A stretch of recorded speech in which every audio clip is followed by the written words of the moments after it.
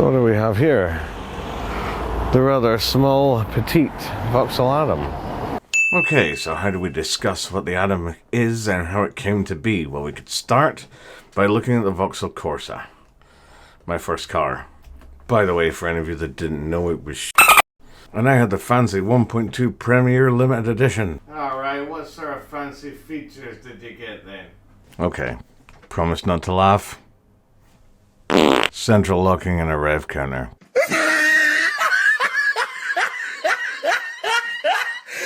Are you done? Can we get back to the story now? Thanks. So the Corsa kept getting larger with every iteration until eventually it was the size of the Astra. I'm not kidding, that's exactly how it happened. General Motors, who own VAUXHALL, weren't the only ones that did this. All the other car manufacturers also made this same error. Wait a minute! So now your modern day small car is the same size as your medium car from 20 years ago? Okay, let's get round the issue by building a new small car to fill the niche. For VAUXHALL it was the Adam. For Volkswagen it was the Up. For Ford it was the Ka, but they realized earlier than everyone else. Even BMW couldn't help themselves and decided they needed a 1 Series. Not to mention that other silly little thing that they came out with that I'm sure was designed to take on the Mercedes A-Class. Alright, fair enough, I'll stick to the topic at hand. Just looking at it, both inside and out, you can tell that they want to get into some of that lovely sweet market that the BMW Mini has, or the Fiat 500. It's got that kind of style going for it. One thing that struck me immediately is the fact that, above all costs, driver and passenger should be comfortable. Who cares about the passengers in the back seat? Who cares about how much luggage you can carry? As long as we're comfortable, everything else is fine. I could make a joke about the selfishness of its target market, but that would be low-hanging fruit, right? I guess I'm just jealous because we didn't have anything that nice back in the day. We had to mod our own, and there were some unfortunate casualties along the way. Hopefully no one's scarred for life. We better get back to this. Well, I mean, for a small car, it feels spacious enough up front, really. Well, my first impressions are it's way better than the Corsa of old. And generally speaking, it's alright in here, even if it is a bit that modern kind of I'm trying to be trendy thing. The keys themselves have the little Adam logo on them, and they're pretty much your VAUXHALL affair, really. Gearbox is pretty direct. I'd prefer if the shifter itself was a bit lower down, though. It's a little on the high side.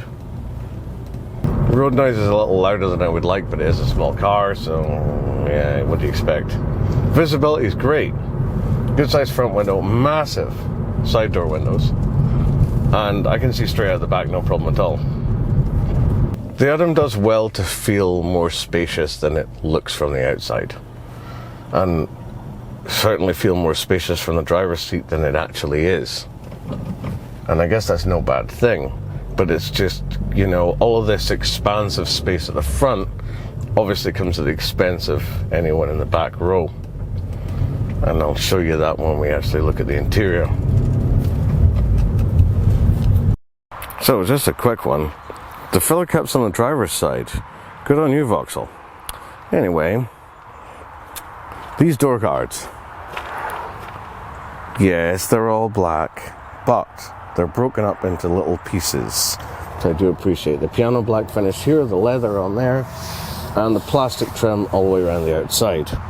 The door cards are an excellent size as well, and there's a little bit of chrome to keep things interesting. Yep, you can't really go wrong with that. Okay, in terms of interior, these half leather, slightly bucketed seats are pretty good. I like them. There's no electrics, they're manual adjustment only, but I can live with that. Dashboard design consistency. These vents are similar to the vents in center. In fact, almost exactly the same. Again, I approve. The steering wheel is leatherette coated. Okay, I can live with that. Chrome finish here and there. Nice clear legible buttons, which are typical VAUXHALL ones. Headlight position is good. No auto headlights though. Disappointing. The piano black finish continues right the way across the dashboard, as is the power, and it's very interesting the way it's shaped. to contour around everything. That's kind of neat. The dashpod itself, clear and legible, and I like the infotainment in the center. It's nicely done. I'm not sure if I like the buttons and things and the retro look they're going for, which isn't really pulled off, but yeah, I suppose. The climate control, on the other hand, I like the soft glow off it. I like the way it looks. It's nice. What I cannot forgive whatsoever, there is no cup holder in here. It's just like a storage area here. I'm not happy about that whatsoever. As I mentioned on the driving segment, this gear stick is too big. It should really be lower down. I don't like the way it sticks up like that, but I guess it is what it is. Manual handbrake, perfect. Oh, that's where the cup holders are. What are they doing all the way back there? Glove box test. Yeah, I mean, what did I expect? Alright then, can I fit my face in the back of this Adam?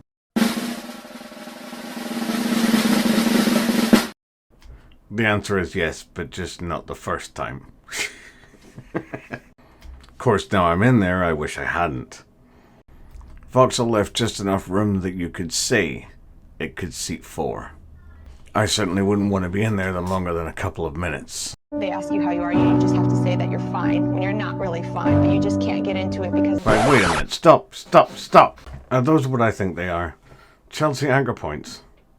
On a car this small. Why are they here? This isn't exactly a family-friendly car. I mean, look at this, for example. What are you supposed to fit back here? You think you're going to fit a pushchair and some baby accessories back there? Think again. This is a single-person's car. The performance is, however, adequate.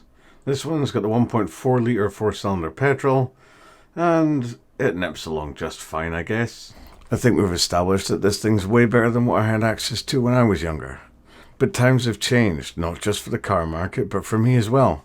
I feel like I've outgrown something this size.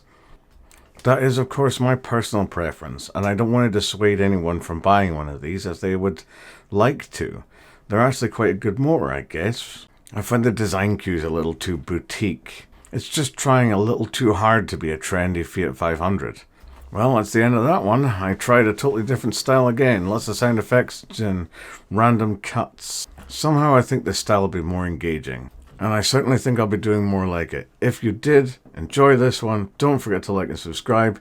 Tell me in the comments if you enjoyed this new style that I'm doing. This style takes about twice as long to edit. But if you guys find it worth it, then it's time well spent. So until next time, look after yourselves.